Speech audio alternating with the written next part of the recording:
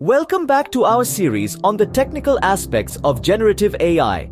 I'm your host, Peter Ease. After exploring the foundations of generative AI in our previous installment, we're now shifting our focus to the process of training these intriguing models. For data scientists and machine learning engineers, understanding the principles and techniques behind training generative AI models is an indispensable skill. In this video, we dive deep into the process of training a generative AI model. The first step towards training a generative AI model starts with data preparation. This process is pivotal, as the quality and diversity of the data used directly influences the performance of our model. Let's break it down into three main stages: collection, cleaning, and preparation. For data collection, we are essentially gathering the raw material for our model. It's important to remember that diversity is key here.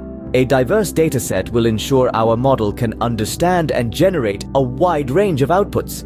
It's like feeding our model a balanced diet. The more varied, the healthier it will be. Next, we move on to data cleaning. This is the act of going through the data and making sure it's accurate and consistent. Think of this as pruning a plant, removing the dead leaves and twigs to allow for healthy growth. In the context of data, this could mean removing duplicates, handling missing values, or correcting erroneous entries. The final stage is data preparation. Here we apply techniques such as data normalization and augmentation. Normalization is the process of scaling numeric data from different input fields down to a similar scale. This helps our model to not overly weigh one input over another. Data augmentation, on the other hand, is like a magic trick that helps us create more data from our existing set. It could be as simple as flipping an image horizontally to create a new one, or as complex as using sophisticated algorithms to generate new data points. This helps us increase the size and diversity of our dataset without the need for additional collection. Once we have our clean, normalized, and augmented data, we're not quite done yet. We need to split this data into training, validation, and test sets. The training set is like the main course, where the model does most of its learning. The validation set is the side dish, used to fine-tune the model during training. And finally, the test set is the dessert, saved for the very end to evaluate how well our model performs on unseen data. With the data prepared, we can move on to the next step: designing our model. Scene script. Model architecture plays a crucial role in the performance of a generative AI model. When you're designing your model, there are three key technical aspects you need to consider: choosing the right model architecture, understanding key parameters, and strategies for model optimization and regularization. First, let's talk about selecting the right model architecture. This is essentially the blueprint of your model, defining how your inputs will transform into outputs. It's a bit like choosing the right tool for a job. For generative AI, popular choices include generative adversarial networks, or GANs, and variational autoencoders, or VAEs. Each has its own strengths and weaknesses, so it's important to understand your specific needs and constraints before making a choice. Next, understanding key parameters. These are the knobs and levers of your model, the variables that the model will learn during training. Key parameters include the number of layers in your model, the number of neurons in each layer, and the type of activation function used. Each of these can drastically affect your model's performance, so it's important to understand how they work and how to tune them. Finally, let's discuss strategies for model optimization and regularization.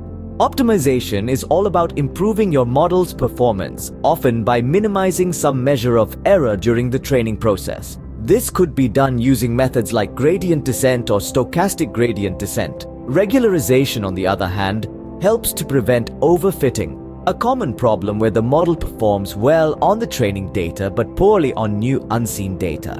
Techniques for regularization include dropout, where certain neurons are randomly ignored during training, and weight decay, where large weights in the model are penalized. And there you have it. Designing a generative AI model is a complex but rewarding process, requiring a good understanding of the technical aspects we've discussed. Always remember, the goal is to create a model that not only performs well on your training data, but also generalizes well to new data. Having designed our model, we now move on to training it. Training a generative AI model is a meticulous process. Imagine you're a painter. and you have your canvas all set up. You've chosen your colors, you've prepared your brushes, and you've got a clear idea of what you want to paint. Now, it's time to actually put brush to canvas. In the realm of generative AI, the training process is akin to that painting process. You've got your data prepared, your model architected, and now it's time to train. Setting up your training environment is like setting up your studio. It's about getting all your tools in order and making sure everything is ready to go. This could be anything from setting up your GPU for accelerated training to configuring your Python environment with the necessary libraries.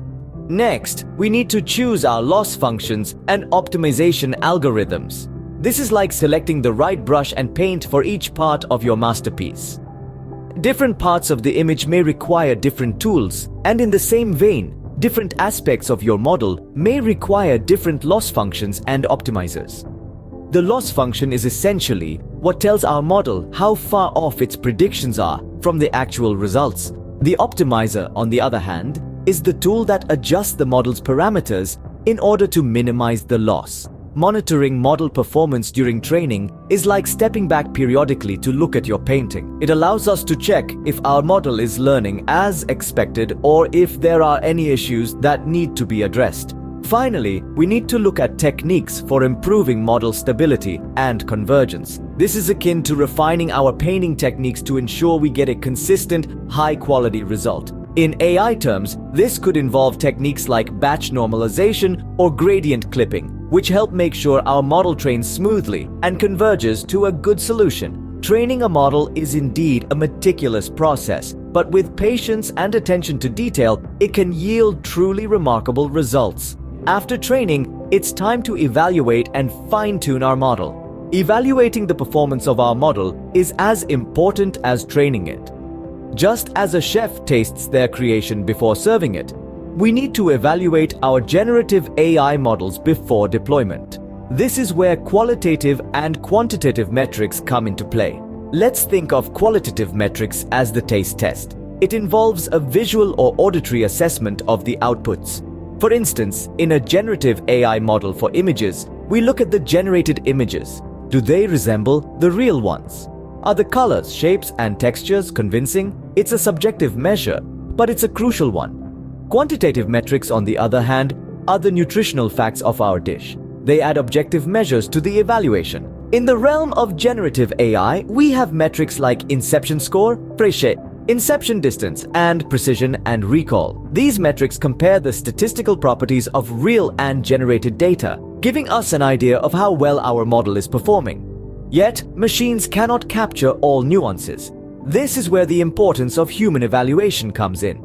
We need human evaluators to provide feedback on aspects that are difficult for a machine to judge. It's like having a panel of food critics taste our dish and give their verdict. Now, what happens when our model doesn't meet the standards? Do we throw it away? No, we fine-tune it. Fine-tuning is the process of making small adjustments to our model based on evaluation feedback. It's like adding a pinch of salt or a dash of pepper to perfect our dish. However, generative AI models do present unique challenges.